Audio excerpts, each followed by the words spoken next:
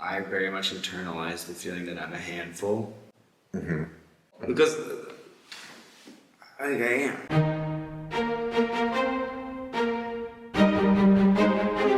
Can you start by introducing yourself? Yeah. Hi. I am Jack Cameron Kay. I'm an actor and your friend. I've known you for a few years. Yeah. Amazing.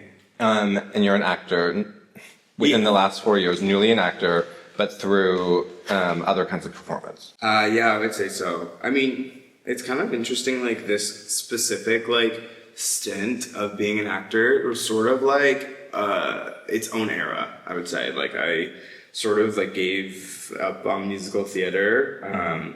Just sort of spiritually my heart wasn't in it, and then went away to write music for a long time. And then while I was doing that, I sort of had this feeling of oh, okay, why not try and put a little more time into the one impossible industry that you have some experience in, instead of trying to be in the music industry, which I knew nothing about. I knew a thing or two about Making entertainment, acting. I knew the channels through which someone could attempt. And so I was thinking about going back to musical theater, and then I found my way into an acting class, and she was my teacher, her name is Joan, she was wait, you can really kind of do this. And then I started to sort of open my mind to the possibility that I could actually be an actor separate from my singing, which before I had never considered. And then that freedom of being free from having to sing all the time was it was an addictive idea, because singing is it's a beautiful thing that has shaped me, and it was my initial, it was my first love actually. It was singing and performing. But having to keep your voice in shape all the time and live that way, the rigidity of the discipline. the discipline, you have to live if you're on Broadway, you have to live like a nun. It's and it's not to say that I would never do it for the right project, but it just wasn't. We live this really exciting and very vibrant New York City life, you know? And I wasn't willing, that felt so central to where I was going as an actor. It continues to really play a role in the way that I'm perceived in my career. Having this really strong foundation in New York. I wasn't willing to part with that for the sake of musical theater. I'm interested to head in that direction because so you've just made the show Boots, right? It's out on Netflix. And it is, I mean, I don't, I'm not an expert in this kind of thing, but I think by all measures is a successful show. It's doing really, really well. Shows like this don't always have the best chance at getting a season 2. And we still don't know. But, we've done really well for ourselves. Great. Especially competing against shows like Monster. And competing against Nobody Wants This, we've held our own, I feel. Congratulations. Thank you. I wonder because this is a new career for you, so this show is about me as a therapist, right? Right. And so we're talking about our interior emotional lives and our relationship to ourselves. And you have this job where suddenly, I think probably more as an actor than as a musician, you have to be thinking about people's ideas of who you are, how you seem to people, who you are in the world. And so I wonder what it feels like to be at the beginning of that kind of dynamic. It's really completely overwhelming. Just to be just the sheer reality of the scale at which I'm being perceived on, which I don't necessarily experience. In reality, it's not I walk down the street and people are stopping me. But on the internet, I have this insane sort of fan base that's growing. And just the idea of that. But knowing that it exists but not experiencing it in the world is this weird dichotomy of this thing is happening, but I can't see it and feel it yet in my life. And I don't really know what it will feel like if I ever do. And then also just negotiating how much of myself I want to extend publicly, because everyone is always telling you, well, as an actor, you should cultivate an air of mystery, or you should, also as like a queer person, it's like if you act this way or behave in this manner, people might not see you as viable for certain characters and whatnot. Like it's a part of like the negotiation of like, and I of course I don't want to play into that. It's not like gonna help me as a person to think about that. Right. Well, and it also seems like, so like you say this idea of like the mystery of the actor, like where do you get that message? Because it does also seem like maybe things are changing quite a bit, where now people are expecting to have like so much access to performers and. Yeah, well, I think it's like, it's definitely like, it's like, some weird remaining facet of like the 90s when like tabloids and like legacy media corporations were like our only way into celebrity. So we would see them out in public, but we had no sense of like what their actual personal life was like. And so there was all this like speculation and curiosity about who is this person, and they would play into it, you know.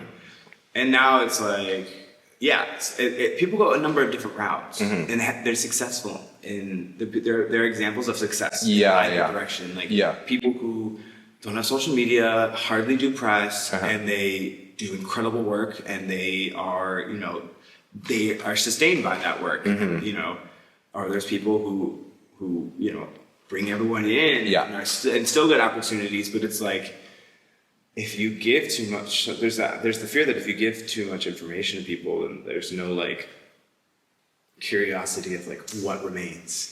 What, you know? Well, I think what I find really compelling about this is, have you ever been in therapy? Yes. Okay.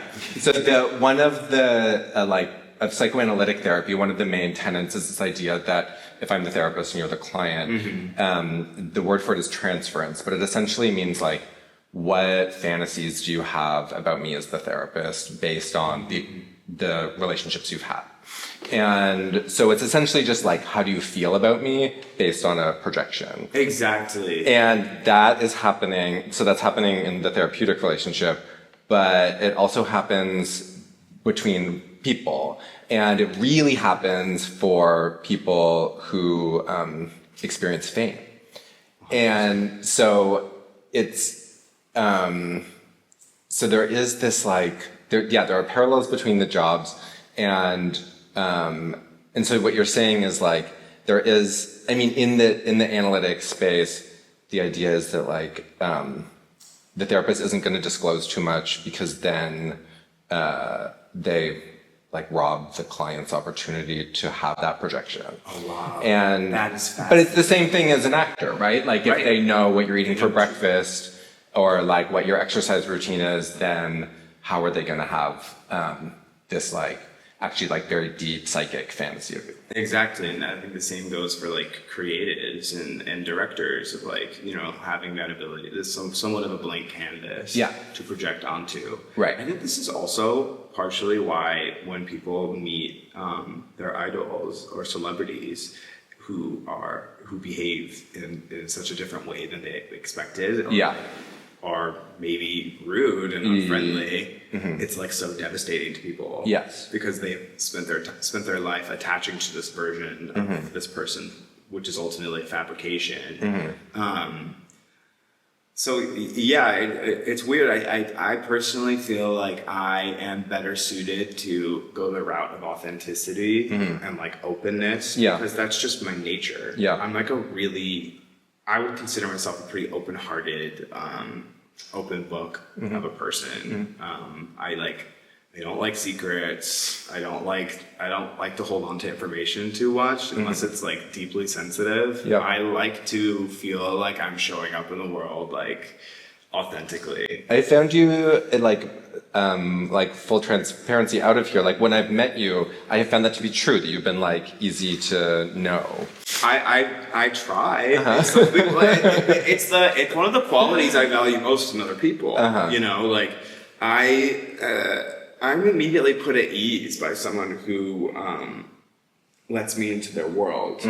Kind of the opposite when someone lets me into their world too much, too soon. But but like I'm put at ease by a person who's like just comfortable. Believe it or not, easy to talk to. Yeah. God, what a strange correlation. So thinking about projections and people's fantasies of each other, the subject of this season of this podcast is heartbreak, right? Right. And so I'm wondering about, well, I'm first of all wondering about when I just say that, like what comes to mind for you about your own experiences?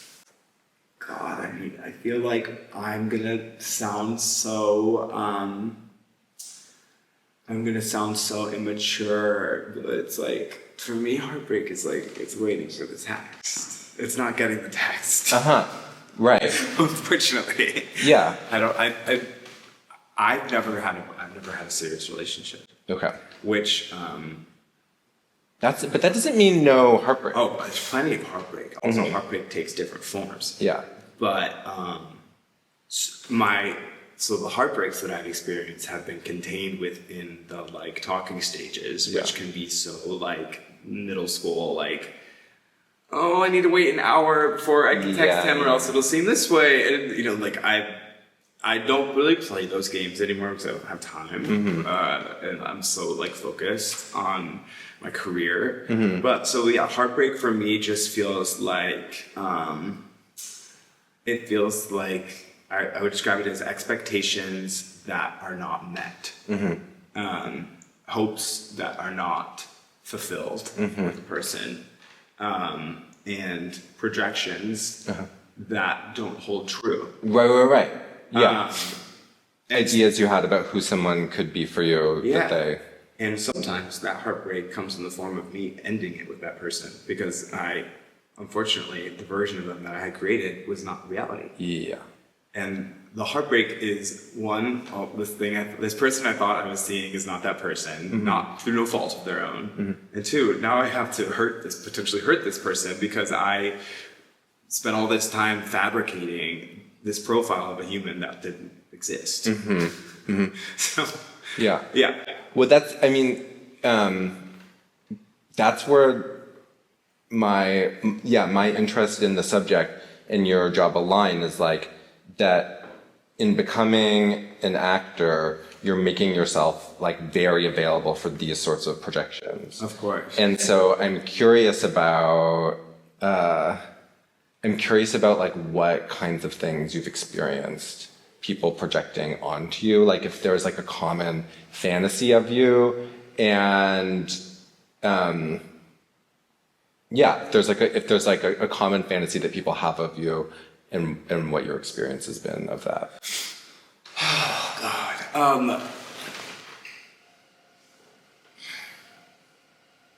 I just think that people, when they meet me, I think that I, for whatever reason, project someone who's like so much more like composed and sort of like together than I actually am. Yeah. And then I think people I think tend to create a really idealized version of who I am. Yeah. Because I think of I can be really like compelling in my like the way I show up in the world sometimes. Yeah. Like I put on a good show. Yeah. Of someone who's like warm, like quick-witted, easy to talk to, flirty, and you know, I try to flex my intelligence whenever possible when I'm dating someone, you know. And then I feel like maybe they come to realize it's like, oh, this person is so much more neurotic than I ever considered. Yeah. This person is also like so wrapped up in their own information and like so tends towards being self-absorbed. Yeah. Which I work on it. Like I try all the time, but also it's like, oh, like his room is kind of messy. Which I'm also working on. I've gotten so much better about it. I think that it's partially my own fault because I maybe do a little bit of performing of my own, projections of my own. Right. How I want to be perceived and like how I want to show up, how I want people to see me in the world. which I think we all do. Yeah. It's always going to be a more flattering portrait than reality. How do you understand then? So like if you feel like that's like a muscle you have that's like pretty strong, and you've chosen to be a performer, I mean, it right? makes sense. How do you understand why you have that? Like what's the story of like you being that way? Well, I just think that any person who perhaps, if I may be allowed to say it, like possesses a certain amount of like inherent charisma, Yeah. soon learns that as like a way to have success socially, romantically, etc. Yeah. You learn that people respond in a certain way when you act a certain way. Yeah. And I fear I make myself sound like a sociopath. No, I think you're saying like, I mean, we all have this, consciously or not, where we like lean into the things that work. Yeah.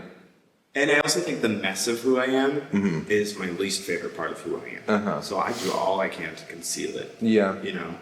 Because it's like, if people knew like that I was like bed rotting, like 5 hours a day, like they wouldn't be like, oh yeah, sign me up, I want to date him. Right. And I don't want to date a bed rotter. So right. I want to attract different people. Right. And I'm not like a true bed rotter, but like I have ADHD.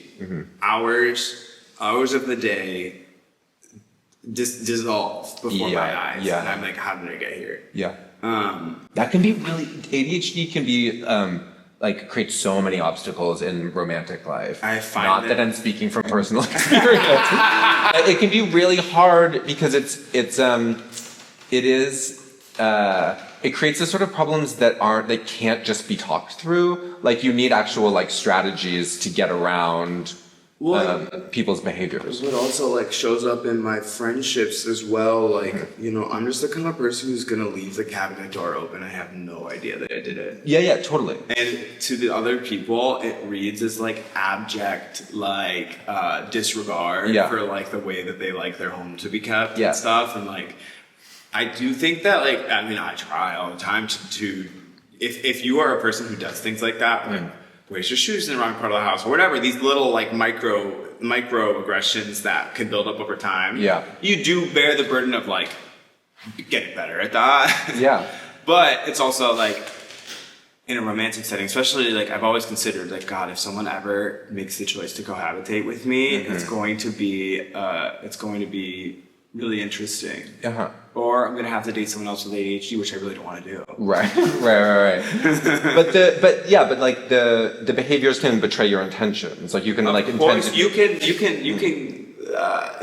can lend the impression that you don't care. Yeah. And I mean that's also the thing of like when you're a person who gets like sucked into portals of hyperfocus and like and also like just like catatonic like bed rotting like. You, by virtue of like that experience, lose your focus on the outside world, other people. It becomes very internal. And so when that's happening to me, it happens to me when I'm like working on a self-tape. I cannot be in contact with anyone. Yeah. Any texts that are sent to me during that time, I cannot reply. Yeah. I just like can't. I don't know why. When I'm in a creative space and I'm like working on a tape, I just enter into a hyper-focus sort of thing, and it's like nothing can penetrate that. And so I'm very in my world. Yeah. And you're worried about this stuff with dating. I just know that it will be something I have to be a bit aware of, and at the very least be like, hey, I have a lot of work to do this afternoon, like you might not. Yeah. Which I think is completely fair. Yeah, I agree. Okay, but this like charisma muscle, right? Right. That you're scared to admit about. What people don't, I mean, there's like a character, right? We all have like a show up in the world with a certain character. Right. But like, you nurtured that. Like there were conditions in which it made sense for you to lead with that. Well, yeah, I mean, all of these this is very actor talk right now. Okay. Because we are constantly I'm ready for considering time and place when we work on a scene. Yeah. Because those factors produce their own sets of behaviors and personas that can create success in that environment. Yeah. So like me right now talking to you is different than me waiting tables at a restaurant, or me being with like raver people. In therapy, we call these in relational psychoanalysis, you call these self states. Exactly. And the metaphor is of a kaleidoscope, where like if your internal subjectivity has like all the bits, like there's like you the sun, and you the white person, and you the gender, and also all the memories, and how you are biologically, like all the shit. And that, like, based on a certain setting, the kaleidoscope turns, and that forms something that appears like you, but it's like a really particular. It's like its own little variant. Yeah. So, anyways, back to the point of charisma. It's like all of the personas that we assume regularly. Yeah. I think we do so because we have found that for whatever reason, that persona in that environment elicits success. Yeah. You find success in that environment by behaving in a certain way. Yeah. So I think I found that socially, people respond to me when I'm like on. Yeah. You know? And they don't always, by the way. Some people find it annoying. Some people hate actors. Some people and I agree. And I think I'm annoying too. And then, I know that there's a version of me that's going to be more appealing romantically. Yeah. And I think it tends to be the version that's like really got it together. Because I also tend to want to date people who have it together. Yeah. I think I trend towards dating people a bit older than me. Because I think in my like early 20s, I would date people in their early 30s. Yeah. And I just wanted someone to rescue me. Totally. I wanted to be saved. Yeah. From what? From poverty. From my rent. And I never wanted anyone to pay my rent. I just wanted there to be some place in the city where I can go sleep in a nice bed. Yeah. And like maybe we order food and I don't have to pay for it. That seems that's a humble dream. It's so fair. But I also like looking back, I can totally understand why those people who I was dating and who I wanted that from ultimately kind of like sensed it. And like, God, I don't even think I consider myself someone who would never like truly date with a specific like need in mind. Like I think subconsciously that's what I wanted, and that's what I was gravitating towards. Yeah. But now I'm in a place where I hate anything. I don't like when someone's paying for me too much, because I don't like this sense of indebtedness that it can create. It's just really not for me. A relationship with a big power balance is really hard to navigate. It's hard to navigate, and it's just like, God, are we so off topic right now? But No. This is. It's so hard to navigate, and I think because in like all love in the world to my siblings forever and ever and ever, but I was the youngest of four, and so. I just have to say, I imagine that a really important ingredient in the charisma of it all. Oh, insane. I mean, that's the reason I'm a singer. Yeah. I think really early on, I learned that my path towards holding attention in a large family was by singing. Yeah. And so I think that was like, I really think that so many of our behaviors are like born out of survival. I'm really into the way that siblings impact our development, but I don't want to get you. No, it's got too off track. So, anyways, youngest of four, and a lot of older cousins that I always wanted to hang out with, but who always like, go away, you're too young. Yeah. There's this like internalized sense that I'm like annoying or a problem, or like and whatever. And then when you add the like power imbalance, I feel like I'm really prone to feeling like a burden and annoying. And, or like every time if I were to maybe sleep over at someone's house, I'd be like, oh, I'm going to annoy him in my sleep. I need to take up as little space as possible. Like, how sad is that? That's so tough. It is tough. I've also really gotten over that.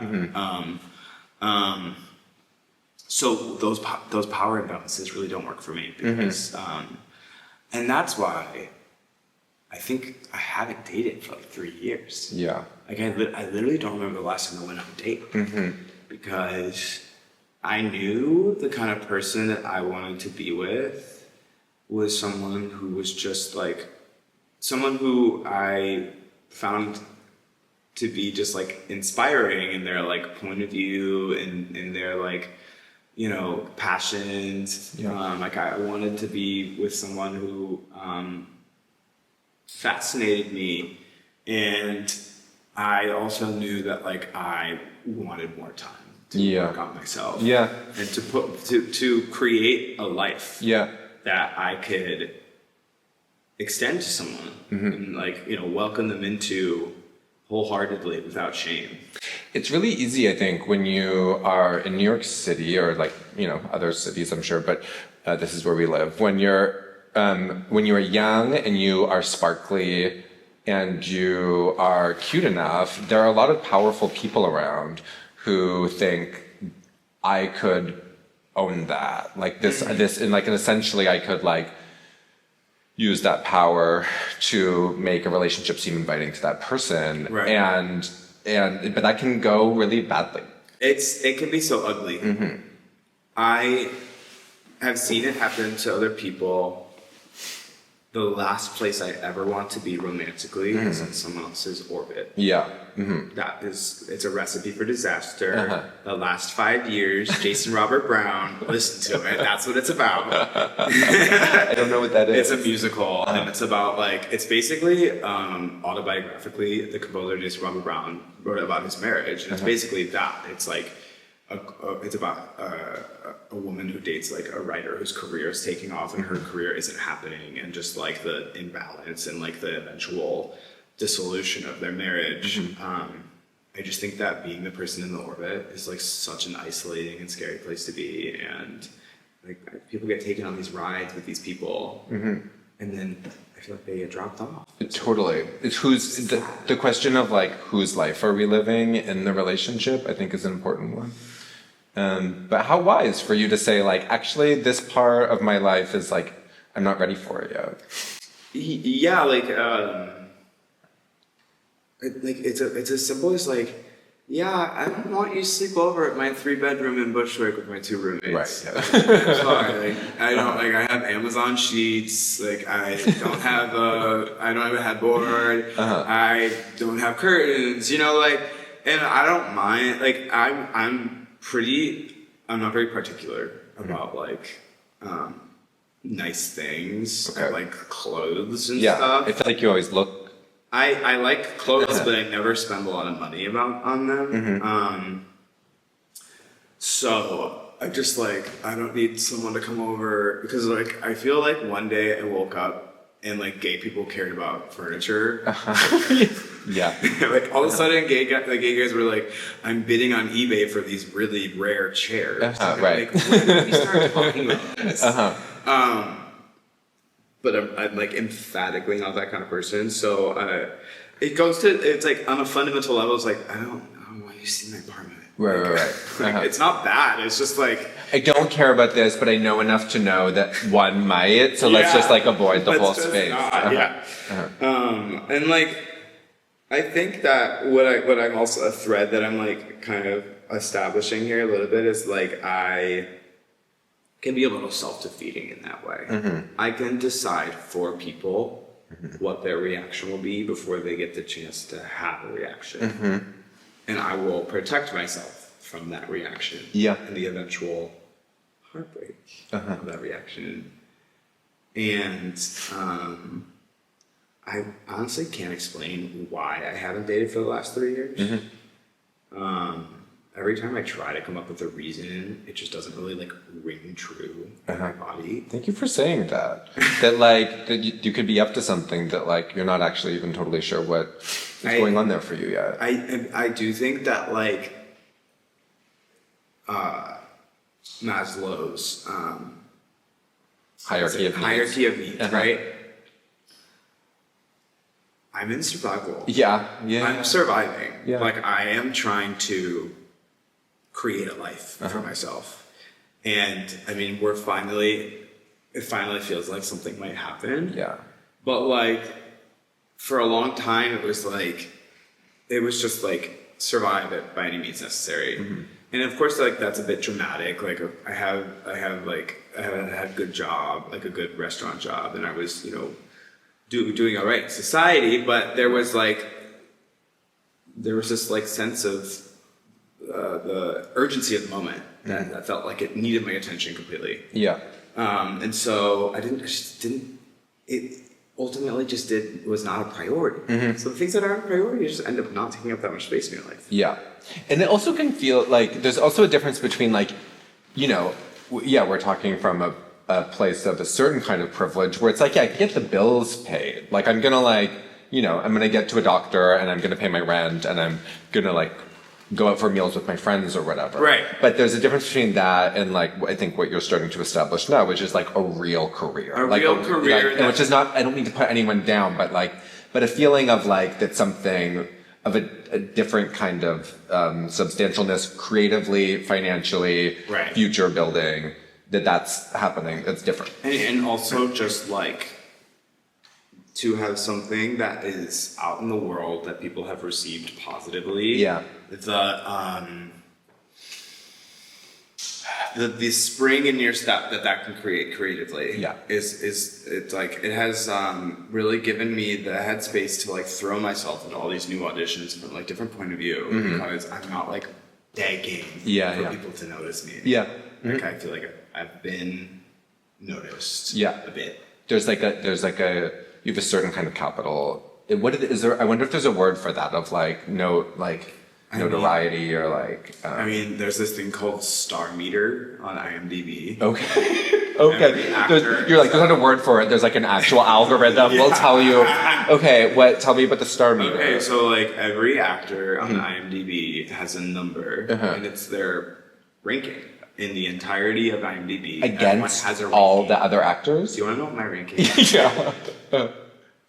86. That seems insane. It's crazy. But it's just for right now. Of all actors? Yes. That's outrageous. Outrageous, but it's just because so many people are watching this show. So many people are watching the show and just looking us all up. That's the thing. It's not like it's about how many clicks your profile gets. Today. So like today your ranking is I haven't checked it in like a week or two. It's like a funny little game to pay attention to, but like, am I a top 100 actor in America? Most certainly not. I did 2.5 episodes of TV. Right. Right. Okay. This is like, I listen to the podcast Who Weekly, and they do this there's a website called Famous Birthdays, and there was a similar kind of ranking of like, it's about who's famous today. Right. It's like you could be famous for a really bad reason and be really famous. Right. It doesn't mean that tomorrow. It doesn't mean tomorrow. So you have just made these 2.5 episodes of TV, which are making like a very outsized impact, for what you would generally associate with like 2 episodes of TV. Well, they're good, and you're good in them, so that makes sense to me. You. And I got excited watching it as like, I didn't know what your part was, but like you walk on screen and it's like immediately this is like the Heartbreaker character who's here to like tempt this boy on like the verge of coming out. Or I don't know if that's like exactly how you would put it, but I was about to push him out the closet. Right. But I wonder about as a threat in the performance. Are you like? It's like such a seductive character, like from the first frame. Are you thinking about what seduces people? What makes people think they could love you?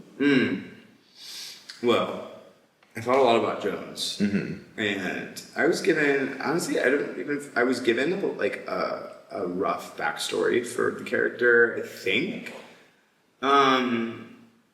before arriving to shoot it, but then I sketched in a more broad one. Okay. So I wrote kind of a life story for this person, and I basically decided that his story was one of survival.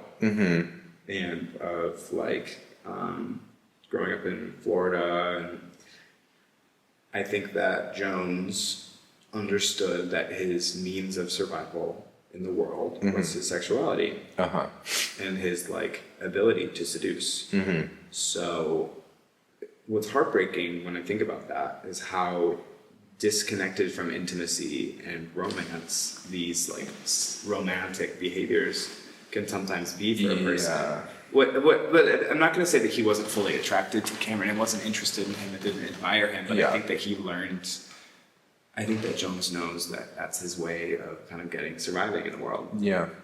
And when I read the character on the page, first of all, I was terrified because it was like written in the script like sexiest man of all time, basically. Like not actually, but like, you know, there's a part where Cameron's like, he's delicious, or like, you know, like, yeah. And so I was like, God, how on earth am I going to live up to that?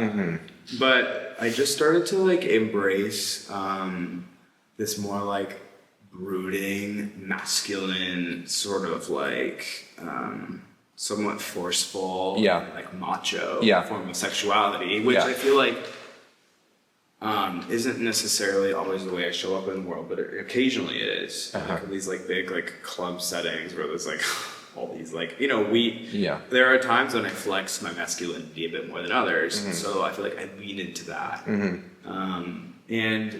But I also made sure to make him sweet at the same time. Obviously he betrays Cameron. He, you know, the mask is off, but like there goes that like charisma thing, you know. It's like I if I'm flirting with someone, I'm gonna be like coy, playful, but then I'm also gonna be a little sweet too. To make sure that it's not just like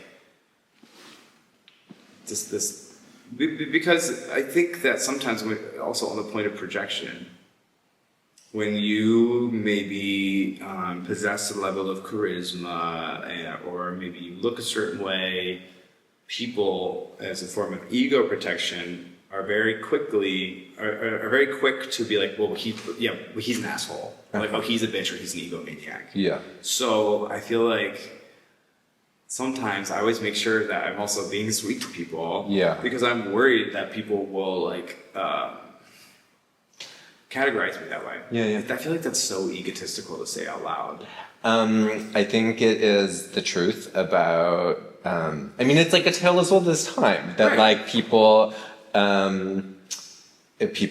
hate a popular pretty girl. And I watched what happened to Minka Kelly in the first season of Friday Night Lights. Like there's a whole archetypal story about like it's like we think about it usually as a woman more than a man. I think people will like I think like classically I think about people like writing off a beautiful man. Like he's like stupid. People think I'm stupid. Or not serious. Wait, oh my god, I just called myself beautiful. I think it's okay to gesture at the feedback that I'm getting.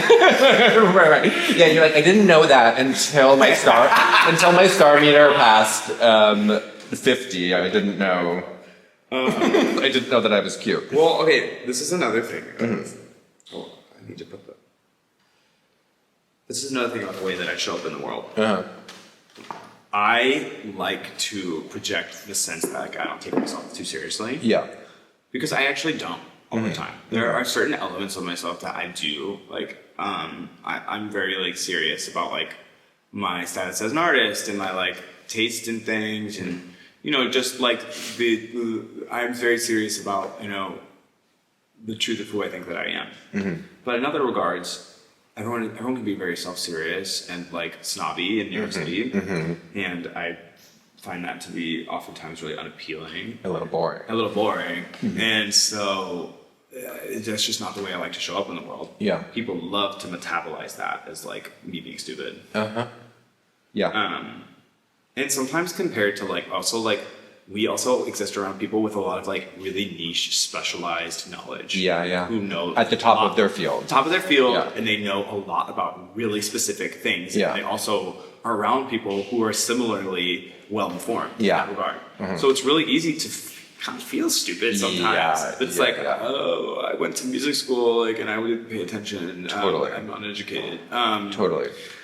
It took a long time for me to claim intelligence. And a friend of mine once, I used to do this thing where I would in my own mind, my conscious idea of myself was like, I'm smart, but not like one of the smart people. Exactly. Like I can read the book and follow, but I'm not smart. And then my friend, do you know Nick Wiest, is a friend of mine? We were talking about this one day and I was like, well, I kind of think about myself this way. And of course there like is such a thing as like innate intelligence, but he was like, well, smart's also a choice. And like he's like you can like decide to be engaged in ideas, and that there's like a practice of like using your intelligence, and that was really liberating for me in terms of like it really helped me get over the idea of like my own narcissistic relationship to whether I was smart enough, and it was like you can actually just put that question aside and like use your mind. I think that there's a form of intelligence that's achieved through diligent pursuit of like knowledge, like books, information. And there's a form of intelligence that you cultivate simply by being curious. Going through the world with an open mind. Totally. And I have also similarly put myself at ease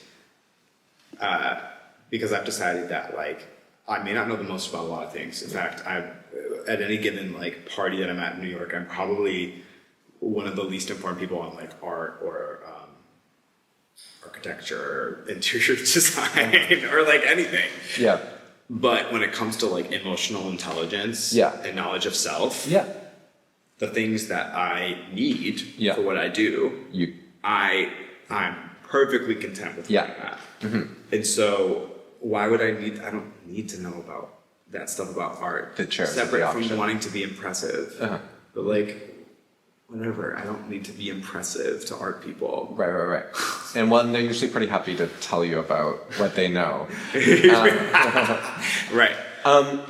Okay, so talk to me about you have this character, he's like written as seductive. What is happening? Like, I don't actually really know very much about how TV acting works. If there's like there are like certain like expressions you're making or like ways you're using your face. Right. Are you like in that moment thinking about, what is your conscious experience of like trying to look seductive? You know what? So, okay. There's kind of like two sides to this, because on the script there are shots that they need to get which contain certain expressions. So sometimes they're gonna go ahead and say like, I need to see that. And so you have to somehow put that on the screen in a way that feels authentic. But usually, if I'm doing my job, I'm not thinking about what my face is doing at all. I am thinking about how I'm affecting the other person. You're just in it. Yeah. So like, but if they are telling me that they need a certain product for the frame, the actor's job, depending on how they work, is to psychologically internalize like, okay, what pursuit of what change that I want to affect in my scene partner would produce that expression. So that like, because once you get into a game of like trying to it can get awkward like really fast. I bet. And like ultimately like trying to make an expression for the camera, it turns self-conscious really quickly, which is the last place you want to be. You're like making emojis with your face. Like it can just become a little bit like dancing monkey vibes. Right. But we all have moments like that. Nobody's perfect. I certainly spent fair amount of time, in my head a little bit when I was making the show. But I did talk with a a reporter at Out Magazine. He said there was something very like recognizably queer about the way I was looking at Cameron in the show. Yeah. There was like, he said it was like, it was emblematic of like cruising culture. Totally. And I think that I actually really agree. And I think that's like sometimes when you see a straight person playing a gay character, there's this like fundamental sensuality that's shared between two gay people that is missing. That being said, I wasn't trying to do it. I just like, that's just what happened. You just, when you like, as a queer person, Right. understand, understand. That's it. There's something about like, right, because the storyline is not like, are these two people going to date? It's like, what's going to happen when these gay guys get around each other? Right. And what they're going to do is like have camaraderie and try to figure out if they're going to fuck. Which is sort of like really true to form. Yeah. Totally, but you can feel that in it. Yeah. I want to circle back to the subject of heartbreak. Keep going. It's okay. But so you've had these moments of in your dating life of like meeting people, men, and having a fantasy of like, well, maybe something will happen. And then the text doesn't come through, or they turn out to be someone who you didn't think they were. Yeah. What does that actually feel like for you? I think a lot of my heartbreak stems from a place of inadequacy, feeling inadequate, feeling like undesirable. I think that it used to manifest a lot of jealousy. Oh. Because I always assumed that if it wasn't me, it had to be somebody else. Or that like there was someone more just like sexy and like just like more appealing than me. I very much internalized the feeling that I'm a handful. Little cousin. Yeah, like I'm a handful because I think I am. So it feels like, well, you did it again. There you go again. Like you, but then on the flip side, in the times when heartbreak feels like hurting someone. When you're being the heartbreaker. When I'm being the heartbreaker. Yeah. This is, I think, been, of like the guests who have come on so far, this is the less comfortable place to talk about. Like, it's really easy, I think, for us to talk about the ways that we were hurt, and there's like less shame in that or something, but I think that hurting people is harder to talk about publicly, I think. Yeah, I guess in the past when I've hurt people, I just feel like I've misled them somehow. I feel like I lied at some point because I showed up authentically somewhere I maybe shouldn't have, and I allowed them to like see a side of me or experience a version of me that I can no longer continue to offer them. So I feel like I've deceived. But then the worst part is when you retreat from the intimacy. Once you realize that you can't show up for someone that way. Yeah. The next time you see them, you have to like retract. Yeah, we don't do that anymore. Form of conversing, relating. Yeah. It feels like betrayal. Yeah. It feels awful. Yeah. I hate hurting people. I feel like, and it's another thing also when I hurt people. It's like, there you are. You're a handful. You can't be tied. Like you can't let people care about you. You can't let people feel for you. When in reality, I do think that like so far it just hasn't been right. Yeah, yeah. I think that like it's easy for me to be like, oh, I have intimacy issues, which is because that's easier to accept than it might just really take a long time for me to be the person that's right for me. Yeah, yeah, yeah. The assumption that there's like that like we should all have this baseline of like being able from, I don't know, 15 years old to enter into romantic partnership is such a setup.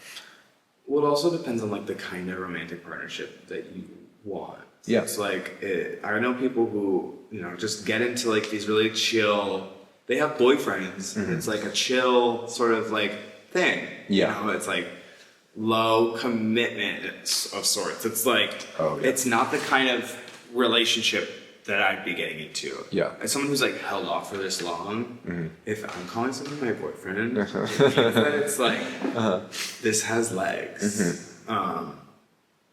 Which means that it might take a while for me to give them that. You have a fantasy of what it would be like. Yeah. My family, like my siblings and I, we have this like really toxic thing that we all talk about, like the cottage test, because we have this. Where are you from that you say cottage? Michigan. Oh, okay. Canada, we say cottage. Okay, there we go. So like, you know, we have a cottage in Michigan that's like, which is like, it's very Michigan culture. Like, instead of like going on a lot of vacations, a lot of people have like a up north house that's like not that fancy. It's where we all, you know, go in on Toronto we do this. Yeah, whatever. So we have this test in our brain. It's like, would this person pass the cottage test of coming to the cottage? Yeah. Could they? And it's like, God, I wish I didn't carry that because it's so unfair to a person. But sometimes I think like, could this person hang with my family? Yeah. Which it's not even like my family's tough. Like, we're really easygoing, but we have this spirit of like fun and lightheartedness and easiness and. But I think you bring up a good point, which is like, the family doesn't have to be hard for family to be hard. Like, you could really fall for someone who's like, I don't actually want a lot of extra people. And maybe in your family system, there's an expectation that your partners will embrace each other, that they'll become part of the group. Well, yeah, it's like, I think that I come from a family that, you know, I think that they would allow me to say this, but like, we sometimes have a habit of like thinking highly of ourselves. Sure. Not that we're fancy, like we're not fancy, but we think that we, basically, when it comes to anything, we think we always have the most fun out of any family ever. Yeah. Because we do, like we have so much fun. It's like, could this person hang? Yeah. And I'm not even saying like, it's like, it's also like, are they down to earth enough? Because we're not like highfalutin fancy people. It's like, we need someone who's going to be able to like, I don't know, just jump in. But, and sometimes we're around fancy people. Yeah. Right? Who come from a lot of money. Yeah. And overly educated. Overly educated, and like, sometimes I'm like, I'm really turned off by those people because, I could never date someone who would show up at my cottage in Michigan and like turn their nose up at like what we got going on there, because it's, to me, it's one of the most special places in the world. Yeah, yeah. And I randomly, really, it's a far cry from my 24-year-old self. I like don't really want to date someone who grew up super wealthy. Yeah. Because I just like, I really like my point of view. Yeah. I like my relationship to nice things and the value that I place in it. And like, and I just like, I don't know, I would prefer to be around someone who has a similar kind of upbringing. To me, it looks like a lot of spontaneity, a lot of mutual support, mystery. I would love to feel like, even into a relationship, I'm, you know, far into a relationship, I'm still being surprised by someone. I like complicated people. I like people who are a bit tortured but healed. Who like possess a darkness that they've like sort of mastered a bit. You should date a sober person. I know. That's kind of what I want to do. I want to date a sober person because I'm like, there are these people who have this intense darkness and who have gone there, and walked it back, a taste for it, but they found God. And you know, like I really like fascinating people who just like kind of contain their own little universe of ideas and thoughts and because I like to be I like when someone opens my mind. Yeah, totally. And I like to do the same for them. Totally. I like, yeah. Can you talk a bit, speaking of your gay future, Yeah. can you talk a little bit about Boots and what was the vibe on set in terms of like the note that you guys were trying to hit about gayness, about queerness? Like, what do you think is like essentially the message of the identity piece of the project? I think ultimately the message of the show comes through two characters, myself and Cameron's inner monologue. Those are the characters who represent the most like forward-thinking idea of what it means to be a queer person in the 90s. Totally. Because in the 90s, there are these like radical cultural shifts that are about to happen. Yeah. Queerness is about to like, it's not about to become socially accepted, but there's going to be a lot more people expressing it openly. Yeah. Especially like coming out of the Reagan era. And also like emerging from, the worst of the AIDS crisis. Yeah. And so to me, those characters represent like the emergent sort of like vibrating spirit of like these queer people who are like ready to... Who can see the future. See the future. But also I think that like the reality, the path that Cameron chooses is also authentic to the reality of the time period. Yeah. It's still 1990. Yeah. Right? Like it's still dangerous to be a gay person. Like even in a place like New York City, like, you could still get beat up for holding someone's hand. Yeah. Holding a man's hand on the sidewalk. So,